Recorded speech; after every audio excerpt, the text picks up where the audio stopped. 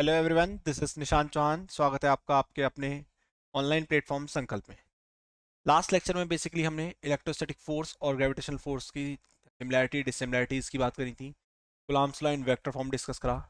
आज का जो लेक्चर है इसमें हमारा जो टॉपिक रहेगा, स्टार्टिंग टॉपिक, उसमें हम पढ़ेंगे principle of superposition of electric forces. क्या पढ़ने वाले हैं हम? Principle of superposition of electric forces. Basically इसके अंदर हम ये जानेंगे कि जब भी डिस्क्रीट चार्ज सेटअप हो या फिर डिस्क्रीट सिस्टम हो, तो उस सिचुएशन में आपको नेट इलेक्ट्रिक फोर्स किस तरह से आप कैलकुलेट करेंगे। आप उस सिचुएशन में नेट इलेक्ट्रिक फोर्स किस तरह से कैलकुलेट करेंगे। तो मैं आपको पहले इसका बेसिक कंसेप्ट लिख देता हूँ यहाँ पे। क्या स्टेट करता है ये? It states that it state that when a number of charges are interacting, the total force on a given charge is the vector sum of the forces exerted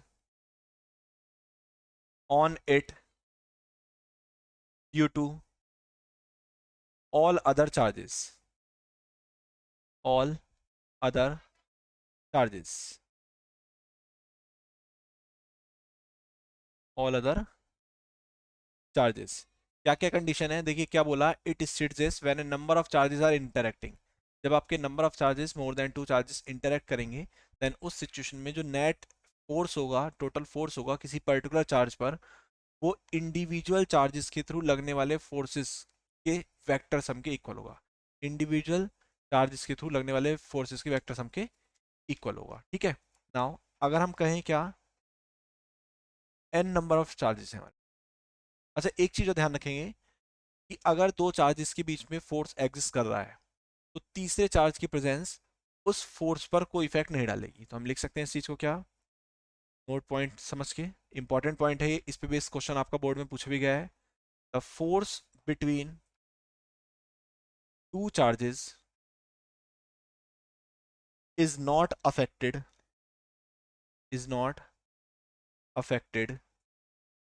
by the presence of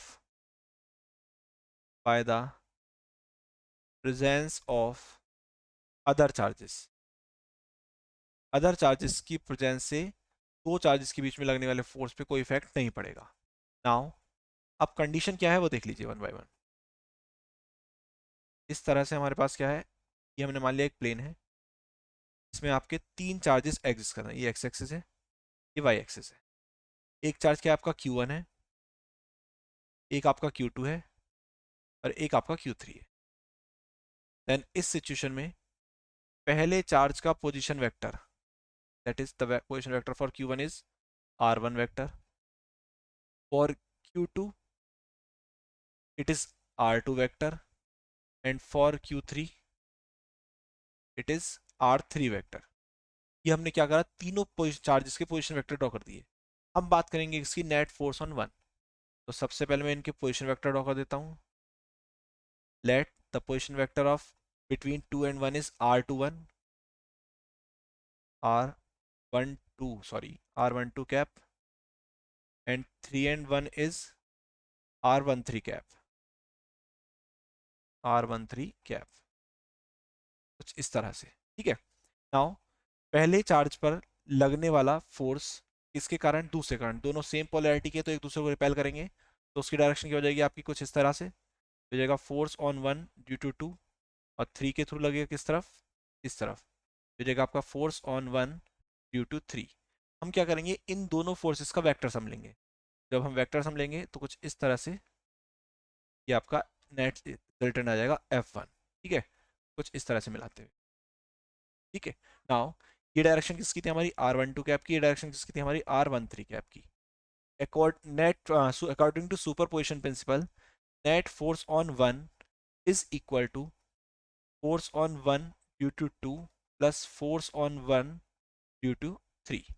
अभी value put कर लेते हैं। F12 की value कितनी होगी, 1/4πε0 Q1 Q2 divided by R12 square and R12 cap, because the direction of position vector and force are same as plus 13 के लिए कितना जाएगा, 1/4πε0 Q1 Q3 upon R13 square और साथ साथ कितना R13 कैप।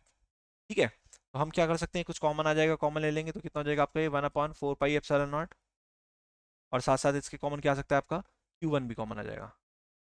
ये Q1 कॉमन आ गया तो क्या बचेगा ब्रैकेट में, Q2 upon R12 square R12 cap plus यहाँ क्या बचने वाला है आपका, Q3 upon R13 square R13 cap. इस तरह से आपका नेट फोर्स ऑन 1 आ गया। ठीक है, ये 3 चार्ज सिस्टम के लिए है। अगर कंडीशन को हम बात करें फॉर n चार्ज सिस्टम, तो देखिए ध्यान से, फॉर n पॉइंट चार्जेस, अगर हम कहें कि नंबर ऑफ पॉइंट चार्जेस कितने हैं हमारे पास, n है, दैट इज एक डिस्क्रीट सेटअप है कंप्लीट। तो उस सिचुएशन में जो नेट फोर्स ऑन 1 होगा F1 वो कितना हो जाएगा, दैट इज Q1/4πε0 तो कॉमन रहेगा, और ये कितना आ जाएगा आपका, यह जाएगा आपका Q2/R12 square R12 cap plus Q3/R13 square R13 cap, और इसी तरह से बढ़ते जाएंगे हम, कहाँ तक जाएंगे, n तक। तो ये जाएगा Qn/R1n स्क्वायर R1n कैप। इसे हम समेशन की फॉर्म में भी लिख सकते हैं। तो जब हम समेशन की फॉर्म में लिखेंगे तो कितना हो जाएगा आपका ये Q1/4πε0।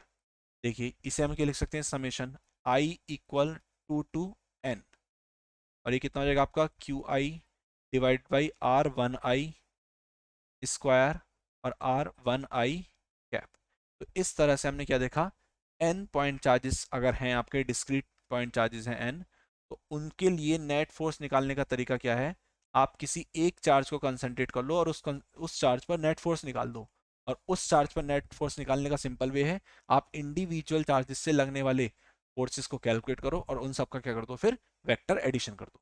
तो ये था हमारा क्या, प्रिंसिपल ऑफ सुपरपोजिशन, जिसमें हमने क्या जाना कि अगर n डिस्क्रीट चार्जेस हैं तो उसका नेट फोर्स निकालने का तरीका क्या है, एक चार्ज पे लगने वाले सभी फोर्सों को निकालो और उसके बाद क्या कर दो आप, उनका वेक्टर सम कर दीजिए। ठीक है, नाउ एक क्वेश्चन देख लेते हैं, न्यूमेरिकल प्रॉब्लम 1। क्वेश्चन है, consider 3 charges, consider 3 charges Q1, Q2, Q3 each equal to Q at the vertices of at the vertices of an equilateral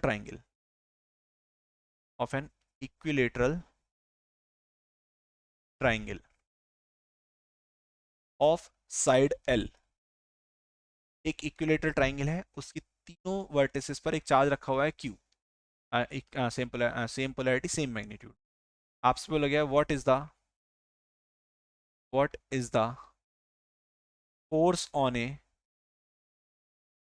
A charge capital Q with same sign as small q placed at the centroid of the triangle। ठीक है, क्या condition है समझते देखिए। Question का diagram समझ लीजिए पहले। क्वेश्चन का डायग्राम कुछ इस तरह से है, आपके पास एक इक्विलेटरल ट्राइंगल है, suppose here is the equilateral triangle, जिसकी साइड लेंथ कितनी है आपकी L है, L L एंड L। इसके वर्टिसेस पर Q चार्ज रखा है, Q1 इक्वल टू Q, ये भी क्यू है और ये भी कितना है आपका क्यू है, ठीक है। अब इसके सेंट्रॉइड पर तो मैं पॉइंट मिला देता हूँ, देखिए ध्यान से, कुछ ऐसे, कुछ ऐसे और कुछ ऐसे। एक चार्ज रखा हुआ है कैपिटल क्यू, आपसे बोला गया है what is the force on A charge capital Q placed at the centroid of a triangle, net force capital Q पर कितना होगा, ठीक है। कैसे कैलकुलेट करेंगे, देखिए ध्यान से, ये वाला क्यू और ये वाला क्यू, इनकी नेमिंग कर लेते हैं पहले, इसे ए बोल देते हैं पॉइंट को, इसे बी पॉइंट बोल देते हैं, इसे सी पॉइंट बोल देते हैं। ये आपका हो गया सेंटर पॉइंट ओ, ठीक है। आपको क्या निकालना है, नेट फोर्स ऑन ओ निकालना है।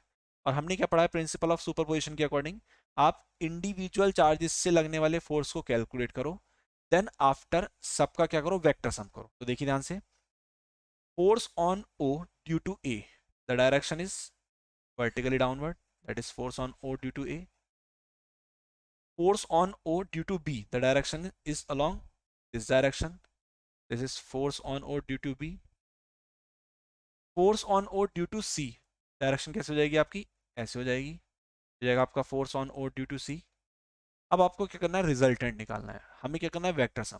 तो देखिए, आपका जो नेट फोर्स ऑन O होगा वो किसके इक्वल होगा, force on O due to A plus force on O due to B plus force on O due to C के इक्वल होगा, ठीक है। तो इस सिचुएशन में हम क्या कर सकते हैं, अभी मैं क्या करता हूँ, इन वेक्टर का सेटअप अलग ही ले लेता हूँ। तो हम क्या देख रहे हैं, आपको मैं अलग से मार्क करके दिखाता हूँ। जो आपका पहला वेक्टर है एफ ओ ए, वो वर्टिकली डाउनवर्ड डायरेक्शन, ये क्या हो गया आपका F O A, this is the direction of force on A due to A. जो आपका एफ ओ बी है वो इस डायरेक्शन में, तो मैं यहाँ से इससे आगे दूसरा वेक्टर ड्रॉ कर दिया मैंने, कौन सा हो गया ये, एफ ओ बी। कौन सा वेक्टर हो गया आपका, एफ ओ बी हो गया। और जो तीसरा वेक्टर है एफ ओ सी, वो आपका इस डायरेक्शन में है। तो ये डायरेक्शन कौन सी हो गई आपकी, एफ ओ सी की direction, this is the direction of F O C. Clear है इतना। तो हम क्या नोटिस कर रहे हैं, पहले वेक्टर के हेड से दूसरे वेक्टर की टेल, दूसरे वेक्टर के हेड से तीसरे वेक्टर की टेल, और तीसरे वेक्टर के हेड पर पहले वेक्टर की टेल। तो ये एक फॉर्मेशन जो हुआ है, ये एक साइक्लिक ट्राइंगल का फॉर्मेशन। हम लिख सकते हैं the given triangle is, given triangle is a cyclic triangle. कैसा ट्राइंगल है आपका, साइक्लिक ट्राइंगल है। और जो साइक्लिक ट्राइंगल का वेक्टर सम होता है वो होता है zero, that means net force on O किसके इक्वल हो जाएगा, इनके वेक्टर सम के, that is F O A plus F O B और प्लस एफ ओ सी। और वो किसके इक्वल हो जाएगा, आपका जीरो के इक्वल हो जाएगा। किसके इक्वल हो जाएगा वो आपका, जीरो के इक्वल। इस प्रॉपर्टी को याद रखेंगे, इंपॉर्टेंट प्रॉपर्टी है, आपको कम समय में प्रॉब्लम सॉल्व करने में हेल्प कराएगी। तो हमने क्या देखा, साइक्लिक ट्राइंगल का वेक्टर सम जीरो होता है by using this property, the net force on O due to और all the three charges is equal to zero, ठीक है। नाउ आगे बढ़ते हैं। एक प्रॉब्लम और है, बेसिक में आपको हिंट देता हूं, देखिए ध्यान से इस प्रॉब्लम का, पहले क्वेश्चन लिख लेते हैं। Question is that, problem number 2, four equal, four equal point charges each of 16 microcoulomb are placed on the four corners, on the four corners of a square, of side 0.2 meter. Calculate the force on, calculate the force on any one of the charges, any one of the charges। देखिए बहुत ध्यान से समझेंगे, question में given है चार equal point charges हैं और कुछ इस तरह से आपके पास एक स्क्वायर गिवन है, ठीक है।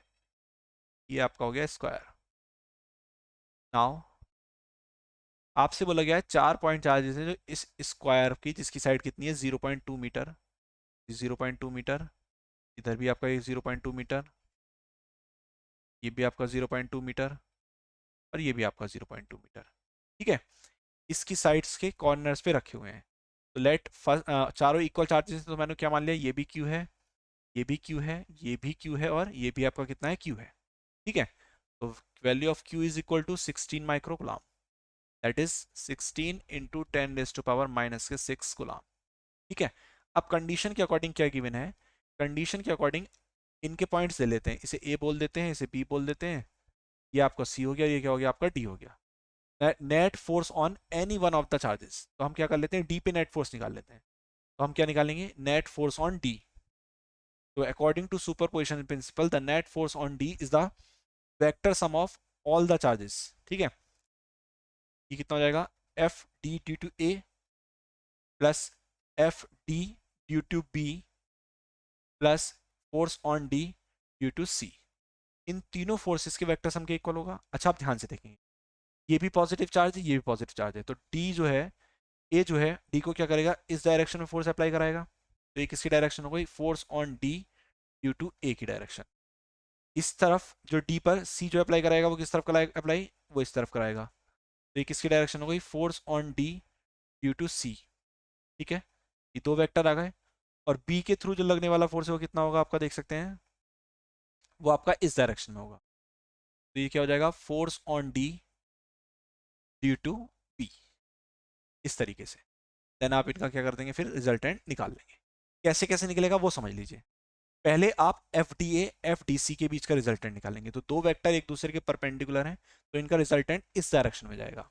देन आपके पास दो वेक्टर मिलेंगे जो दोनों के दोनों इस डायरेक्शन में होंगे, उनका रिजल्टेंट निकालेंगे। जैसे सबसे पहले the resultant of F the resultant of F D A and F D C, because both the force vectors are perpendicular to each other, then their resultant, let f1 मान लेते हैं उसे, कितना हो जाएगा, square root F D A square plus F D C square, दोनों forces के square का सम हो जाएगा। अब आगे बात करते हैं, f1 किस डायरेक्शन में आएगा, ये आपका, ये आएगा आपका इस डायरेक्शन में, this is the direction of f1। अब इस एफ डी ए और एफ डी सी का सम निकाल लिया, तो नेट फोर्स अब कितना हो जाएगा, net force on D is equal to F1 plus force on D due to B. अब हमें क्या करना है, सिर्फ और सिर्फ वैल्यूज निकालनी है और पुट करनी है। देखिए किस तरीके से करेंगे वैल्यूज को पुट हम। सबसे पहले हमें क्या निकालना पड़ेगा, ये साइड निकाल, ये क्या है, डायगोनल ऑफ स्क्वायर, जो कि इसके इक्वल होता है साइड अंडर रूट टू के। तो कितना हो जाएगा, 0.2 times of under root two. ये हो गया आपका, ए अंडर रूट टू होता है डायगोनल ऑफ स्क्वायर। नाउ एक एक करके सबकी वैल्यू निकाल लीजिए। Force on D due to A कितना हो जाएगा, 1/4 पाई एप्सिलॉन नॉट। डी पे चार्ज कितना है, क्यू, ए पे चार्ज कितना है, क्यू, तो ये कितना हो गया आपका, क्यू स्क्वायर अपॉन डिस्टेंस कितनी है, 0.2 का, 0.2 का स्क्वायर। अगर आप ध्यान से देखें, डी और सी पे भी चार्ज सेम है और उनके बीच की डिस्टेंस भी सेम है, तो यही किसके इक्वल आ जाएगा, force on D due to C के इक्वल भी यही आ जाएगा। ठीक है, ये दोनों फोर्सेस इक्वल आ गए। अब थोड़ा सा और इसमें आगे बात करते हैं। अब बात करते हैं किसकी, force on D due to B की, एफ डी बी। तो एफ डी बी की जो वैल्यू आएगी, force on D due to B equal 1/4 pi epsilon naught. अच्छा देखिए, चार्जेस तो दोनों पर क्यू और क्यू है, तो ये कितना हो जाएगा, Q square divided by distance कितनी है, 0.2 अंडर रूट टू, तो ये जाएगा कितना, 0.2 times of under root two का होल स्क्वायर। ठीक है, इसे सॉल्व कर लेंगे तो कितना आ जाएगा, ये 1/4 पाई एप्सिलॉन नॉट, और ये कितना हो जाएगा, Q square divided by under root two का स्क्वायर कितना हो जाएगा आपका, 2, तो 2 टाइम्स ऑफ 0.2 का स्क्वायर। इस तरीके से आपकी वैल्यूज आ गई हैं। अब सबसे पहले हम इक्वेशन नंबर 1 में रखेंगे दो वैल्यूज को। तो जैसे ही हम इक्वेशन 1 में पुट करते हैं, तो F1 vector is equal to, देखिए आप देख सकते हैं क्या, 1/4 पाई एप्सिलॉन नॉट, और ये दोनों फोर्सेस इक्वल हैं। तो जब दोनों फोर्सेस इक्वल हैं तो ये कितना हो जाएगा, under root 2 times of any one of the forces, any one of the forces. तो कितना आ जाएगा ये, देखिए मैं आपको कंप्लीट करके सॉल्व करके बताता हूँ कैसे कैसे होगा। स्क्वायर रूट, क्योंकि दोनों फोर्स बराबर हैं तो कोई सा भी एक वैल्यू रख लो, तो इतना हो जाएगा F D A square plus F D A square. तो हमने दोनों एफ डी सी की जगह क्या पुट कर दिया, एफ डी ए पुट कर दिया। तो ये कितना हो गया, under root 2 times of F D A square. ठीक है, तो ये under root 2 F D A square बाहर आ जाएगा, तो कितना हो जाएगा, under root 2 times of F D A. और इसकी वैल्यू कितनी है आपकी, under root 2, F D A की वैल्यू कितनी है, 1/4 pi epsilon naught, 1/4 pi epsilon naught, और साथ साथ कितना, क्यू स्क्वायर डिवाइडेड बाई 0.2 का स्क्वायर, कितना हो जाएगा, क्यू स्क्वायर डिवाइड बाई 0.2 का स्क्वायर। ये हो गया आपका F1। अब इसे आपको किस में ऐड करना है, इसमें FDB में, इक्वेशन नंबर 2 की हेल्प से, फ्रॉम इक्वेशन 2, फ्रॉम इक्वेशन 2। देखिए ध्यान से, तो ये कितना हो जाएगा आपका, वैल्यू पुट कर लेते हैं यहाँ पे सारी। तो ये हो जाएगा आपका net force on one, net force on D equal F1 की वैल्यू कितनी है हमारे पास, √2 टाइम्स ऑफ 1/4πε0, और ये कितना आ गया, क्यू स्क्वायर डिवाइडेड बाई 0.2 का स्क्वायर, ठीक है, प्लस इसकी वैल्यू कितनी आई आपके पास, अब इसके साथ में कौन ऐड होगा, एफ डी बी की वैल्यू कितनी थी, ये रही आपके पास, तो ये कितनी हो जाएगी, 1/4πε0 Q square divided by 2 times of 0.2 का स्क्वायर, ठीक है। अब जो कॉमन आ रहा है कॉमन ले लीजिए, तो यहाँ से आपका क्यू स्क्वायर डिवाइडेड बाई 4πε0 और साथ साथ 0.2 का स्क्वायर, तो आ गया कॉमन, क्या बचेगा, √2 प्लस 1/2, ये आपका इतना बचने वाला है। इसे फर्दर सॉल्व करेंगे, और जैसे ही इसे हम फाइनल सॉल्व करेंगे तो हमारा आंसर आ जाएगा। कैसे सॉल्व करेंगे, हम सिर्फ और सिर्फ वैल्यू पुट करेंगे, वैल्यू पुट करेंगे तो 1/4πε0 की वैल्यू कितनी होगी, 9 × 10⁻9 मल्टीप्लाइड बाई, यहाँ पर कितना है आपका क्यू स्क्वायर, तो क्यू की वैल्यू कितनी थी, 16 × 10⁻6, तो जाएगा 16 × 10⁻6 का होल स्क्वायर, ठीक है, डिवाइडेड बाई 0.2 का स्क्वायर है, दैट इज 0.2 मल्टीप्लाइड बाई 0.2, और ये कितना आ जाएगा, √2 प्लस 1/। जब आप इस कैलकुलेशन को सॉल्व करेंगे तो आपका ये सॉल्व करके फाइनली इतना आ जाएगा, net force on D approximately equal to 110.3 newton आ जाएगा। On solving the particular calculation, the final answer is become FD equals to 110.3 Newton. तो इस तरह से हमने क्या देखा कि अगर आपका सेटअप है, कोई पर्टिकुलर सेटअप है और आपसे किसी पर्टिकुलर चार्ज पर नेट फोर्स निकलवा रखा है, तो उस सिचुएशन में आप क्या करेंगे, आप इंडिविजुअल चार्जेस के थ्रू लगने वाले फोर्स को कैलकुलेट करेंगे, देन उनका क्या कर देंगे, आप वेक्टर एडिशन कर देंगे। तो ये इस तरीके से प्रॉब्लम हुई। अब आते हैं हम अगले कंसेप्ट की ओर। देखिए, अगले कंसेप्ट की तरफ बढ़ने से पहले कुछ बेसिक टर्म्स हैं जिनका आपको पता होना चाहिए, जैसे सोर्स चार्ज। सोर्स चार्ज क्या होता है, सोर्स चार्ज जिसकी वजह से इलेक्ट्रिक फील्ड प्रोड्यूस्ड हो, एक ऐसा चार्ज जिसकी वजह से क्या हो, आपका इलेक्ट्रिक फील्ड प्रोड्यूस्ड हो, मतलब जिसकी वजह से इलेक्ट्रिक फील्ड एग्जिस्ट करे, वो क्या होगा, सोर्स चार्ज होगा। और एक होता है आपका टेस्ट चार्ज। क्या होता है, एक टेस्ट चार्ज। ये क्या होता है, एक स्मॉल चार्ज होता है, मान लीजिए सोर्स चार्ज है, एक स्मॉल चार्ज होगा टेस्ट चार्ज, ये इसे क्या करेगा, रिपेल करेगा, और इस चार्ज की प्रेजेंस से इस पर ज्यादा इफेक्ट नहीं पड़ेगा, बहुत माइनर इफेक्ट पड़ेगा जो नेग्लिजिबल होगा। तो टेस्ट चार्ज क्यों लिया जाता है, टेस्ट चार्ज हमेशा इसलिए एग्जिस्ट कराया जाता है एग्जिस्टेंस ऑफ फील्ड को ऑब्जर्व करने के लिए। तो यहाँ से एक कंसेप्ट बनता है किसका, एक नया टॉपिक जिसे हम बोलते हैं इलेक्ट्रिक फील्ड। यहाँ से किसका कॉन्सेप्ट बनता है, इलेक्ट्रिक फील्ड का कॉन्सेप्ट बनता है। क्या है इलेक्ट्रिक फील्ड का कॉन्सेप्ट, तो हम सीधे सीधे बोल सकते हैं क्या, N electric field, N electric field is said to exist, said to exist at a point, at a point if a force of electrical origin is exerted, is exerted,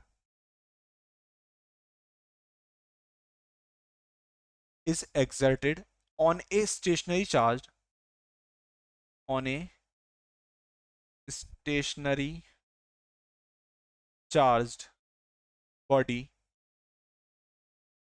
placed at that point, placed at that point। देखिए क्या condition है, an electric field is said to be exist, हम बोलेंगे कि electric field exist कर रहा है at a point if a force of electrical origin is exerted on a stationary charge placed on that point।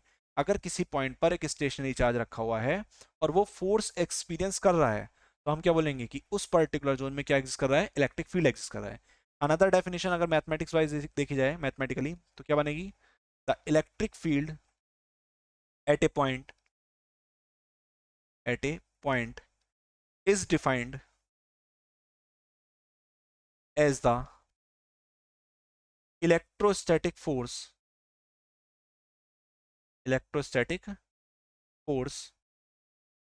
per unit test charge, per unit test charge acting on a vanishingly small positive test charge placed at that point, placed at that point। तो इस बार ये बोल देगा गया कि अगर आप वैनिशिंगली आपका टेस्ट चार्ज है, बहुत स्मॉल टेस्ट चार्ज है, वो अगर फोर्स एक्सपीरियंस कर रहा है, that force per unit test charge ही क्या होगा आपका, दैट इज लिमिट चार्ज की कितनी है, अप्रोच टू जीरो, देन उस सिचुएशन में आपका जो force per unit test charge होगा वही क्या होगा आपका इलेक्ट्रिक फील्ड होगा। जो force per unit test charge होगा वही क्या होगा आपका इलेक्ट्रिक फील्ड होगा आपका। ठीक है, तो लिमिट जब अप्लाई करेंगे सिंपल वे में लिखेंगे तो कितना हो जाएगा, E is equal to F divided by Q naught. ये क्या आ गया, force per unit test charge क्या होता है आपका इलेक्ट्रिक फील्ड होता है। ठीक है, नाउ इसकी यूनिट की बात कर लेते हैं। फोर्स की यूनिट होती है न्यूटन, चार्ज की यूनिट होती है गुलाम, तो ये क्या बन गई न्यूटन पर गुलाम। और अनदर यूनिट और होती है इसकी क्या, वोल्ट पर मीटर। डायमेंशन की बात कर लेते हैं, तो डायमेंशन कैसे निकलेगी, डायमेंशन ऑफ ई किसके इक्वल होगा, डायमेंशन ऑफ एफ और divided by dimension of Q, dimension of F और divide by dimension of Q. ठीक है, तो एफ की डायमेंशन क्या होती है आपकी ML d-2, क्यू की डायमेंशन क्या होती है आपकी AT। तो ये कितना आ जाएगा आपका, ये आ जाएगा आपका ML, टी पावर 1 है, ऊपर जाके -1 होगा, कितना टी पावर -3 और ए पावर -1। ठीक है, ये आपका क्या गई dimension of electric field calculate कर। तो force per unit test charge क्या होता है आपका इलेक्ट्रिक फील्ड होता है, और इलेक्ट्रिक फील्ड की यूनिट क्या होती है न्यूटन पर कुलाम या फिर वोल्ट पर मीटर। और जो डायमेंशन होती है इलेक्ट्रिक फील्ड की वो कितनी होती है ML t-3 a-1। ठीक है, तो ये तो होता है आपका basic concept of electric field. अब इस इलेक्ट्रिक फील्ड की फिजिकल सिग्निफिकेंस की बात करते हैं। इसकी बात करते हैं हम, physical significance of electric field. तो देखिए ध्यान से, कंडीशन इज दैट कि जो इलेक्ट्रिक फील्ड है आपका, हम इसकी किसकी बात कर रहे हैं, फिजिकल सिग्निफिकेंस की बात कर रहे हैं। तो पहले तो हमें ये पता होना चाहिए कि फिजिकल सिग्निफिकेंस होता क्या है। दैट इज एक इंपॉर्टेंस, फिजिकली उस पर्टिकुलर थिंग की क्या इंपॉर्टेंस है वही उसकी फिजिकल सिग्निफिकेंस होती है। तो अगर हमें इलेक्ट्रिक फील्ड की वैल्यू पता हो, दैट इज हम लिख सकते हैं इस चीज को क्या, by knowing electric field at any point, by knowing electric field at any point we can determine the force on a charge placed at that point, placed at that point। That means क्या हुआ कि अगर हमें electric field की value पता है तो हम पर्टिकुलर चार्ज को जो उस पर्टिकुलर पॉइंट पे रखा हुआ है जहां इलेक्ट्रिक फील्ड एग्जिस्ट कर रहा है, उस पॉइंट पर लगने वाली फोर्स को हम कैलकुलेट कर सकते हैं।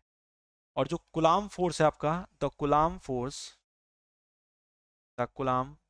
Force on a charge q naught, on a charge q naught due to a source charge, या q नोट क्या होता है आपका टेस्ट चार्ज, सोर्स चार्ज कितना है आपका, source charge q may be treated as two stage process, two stage process. क्या बोला कि जो कुलाम फोर्स है किस पर, आपका टेस्ट चार्ज पर लगने वाला कुलाम फोर्स है, किसके कारण, सोर्स चार्ज के कारण, may be treated as two stage process. The first one is source charge q produces a definite electric field, definite electric field E of R at every point। एक तो condition ये हो गई, and the second one condition is the value of the value of E of R at any point R determines the force on charge Q. The force on charge Q naught at that point. और वो जो force होगा वो कितना हो जाएगा आपका सीधे सीधे F vector equal Q naught times of E of R. क्या कंडीशन कह दी? सबसे पहले सिचुएशन ये कह दी कि जो इलेक्ट्रिक फील्ड आपका एग्जिस्ट करा वो किसकी वजह से एग्जिस्ट करेगा? सोर्स चार्ज की वजह से। अब जब वो इलेक्ट्रिक फील्ड सोर्स चार्ज की वजह से एग्जिस्ट करेगा दैट मीन्स वो नोन है, और जब नोन होगा तो उस सिचुएशन में वो क्या करेगा? टेस्ट चार्ज के ऊपर फोर्स एक्सपीरियंस कराएगा, और जब वो टेस्ट चार्ज के ऊपर फोर्स एक्सपीरियंस कराएगा तो जितना भी फोर्स लगेगा वो कितना होगा आपका? Q naught times of E of R. Q naught times of E of R होगा। ठीक है, एक प्रॉब्लम देखते हैं इसके ऊपर बेस्ड। प्रॉब्लम नंबर 1 लिख लेते हैं। क्या है क्वेश्चन? देखिए ध्यान से। Question is that an electron move a distance of 6 centimeter when accelerated from rest। तो आपकी इलेक्ट्रॉन की जो इनिशियल वेलोसिटी है कितनी गिवन है? 0 by an electric field of strength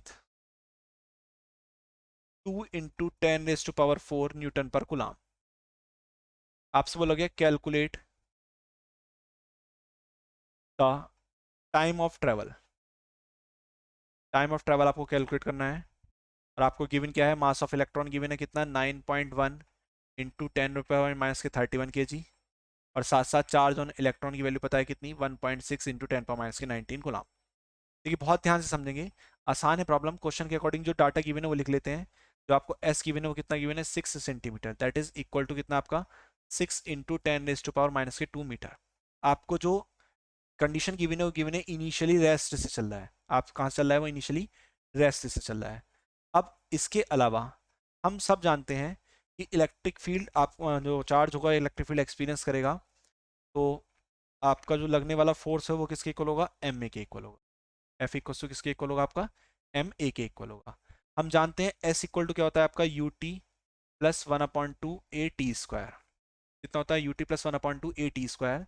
तो by knowing the value of A we have to find T easily. जैसे क्या यू तो जीरो हो गया आपका, यहाँ से t² इक्वल टू कितना हो जाएगा? 2s/a, और टी की वैल्यू कितनी हो जाएगी आपकी?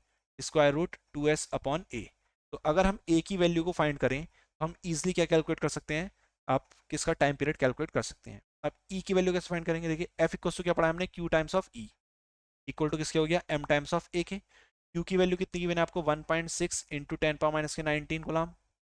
ई की वैल्यू कितनी गिवन है आपको क्वेश्चन में? 2 इंटू 10⁻⁴ न्यूटन पर कूलम।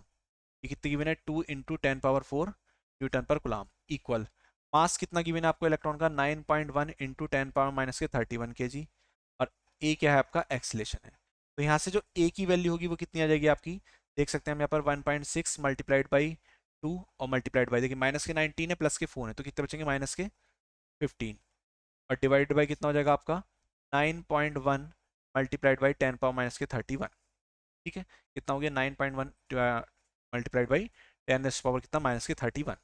तो आगे सॉल्व करते हैं इसे, तो कितना हो जाएगा? देखिए आपका ये हो गया 3.2 डिवाइडेड बाई 9.1 और मल्टीप्लाइड बाई, देखिए माइनस के 15 है, नीचे 31 है, ऊपर जाएगा तो कितने बचेंगे? 10⁻16 बचेंगे। ठीक है, इस वैल्यू को उठा के हम कहाँ पुट कर लेते हैं? यहाँ पर पुट करेंगे। तो जैसे ही पुट करेंगे तो टी इक्वल टू कितना हो जाएगा? स्क्वायर रूट में 2 टाइम्स ऑफ एस की वैल्यू कितनी है आपकी? 6 इंटू 10⁻⁻2, और डिवाइड बाई कितना आ जाएगा? ए की वैल्यू कितनी आ जाएगी? 3.2 मल्टीप्लाइड बाई 10⁻16, और जो नीचे का 9.1 है वो कहाँ चला जाएगा? ऊपर। ये कितना हो जाएगा? 9.1। ठीक है, तो इस तरह से हम क्या निकालेंगे? टाइम पीरियड निकालेंगे, और जब हम इसे सॉल्व करेंगे तो ये सॉल्व करके अप्रोक्सीमेट आंसर देगा आपका कितना? 0.585 मल्टीप्लाइड बाई 10⁻⁻8 सेकेंड। कितना आंसर देगा? 0.585 इंटू 10⁻⁸ सेकेंड। तो इस तरह से हम क्या कर सकते हैं? कंडीशंस को रिलेट करके भी प्रॉब्लम को सॉल्व कर सकते हैं। ठीक है, तो आई होप ये आपको क्वेश्चन समझ में आया होगा। तो आज के पर्टिकुलर लेक्चर में हमने क्या क्या चीज़ें देखी, रिमाइंड कर लेते हैं जल्दी से। हमने जो शुरुआत करी वो प्रिंसिपल ऑफ सुपरपोजिशन से करी। प्रिंसिपल ऑफ सुपरपोजिशन से रिलेटेड हमने 2 क्वेश्चन डिस्कस करे। देन आफ्टर देखिए प्रिंसिपल ऑफ सुपरपोजिशन के कंडीशन में क्या था, आप सिंगल चार्ज के ऊपर लगने वाले सारे फोर्सेस कैलकुलेट करें, फिर उनका वेक्टर सम कर दें। फिर हमने एक कंडीशन याद करी, यहाँ से हमें एक स्पेशल कंडीशन पता हुई क्या, कि साइक्लिक ट्राइंगल के वेक्टर सम कितना होता है, 0 होता है। फिर हमने एक स्क्वायर वाला केस स्टडी करा। देन उसके बाद में हमने क्या करा, सोर्स चार्ज और टेस्ट चार्ज के बारे में जाना, इलेक्ट्रिक फील्ड क्या जाना, force per unit test charge होता है, इलेक्ट्रिक फील्ड होता है आपका। फिर हमने फिजिकल सिग्निफिकेंस की बात करी कि अगर हमें नो इलेक्ट्रिक फील्ड की वैल्यू किसी पर्टिकुलर पॉइंट पे नो है, नोन है, उस सिचुएशन में उस पर्टिकुलर पॉइंट पे लगने वाला जो नेट फोर्स होगा वो भी आपका क्या होगा, नोन होगा। देन उसके बाद में हमने किसकी बात करी, इलेक्ट्रॉन जो है मूव करता है particular distance, electric field strength आपको पता है, इनिशियल वेलोसिटी आपको पता है, मास चार्ज, सारी चीज़ें पता है, सारी वैल्यू पुट करके आपने क्या निकाला, टाइम पीरियड निकाला। इस तरह से हमने क्या करा है, बेसिक बेसिक कंडीशन सारी डिस्कस आपने कर ली। Thanks for watching.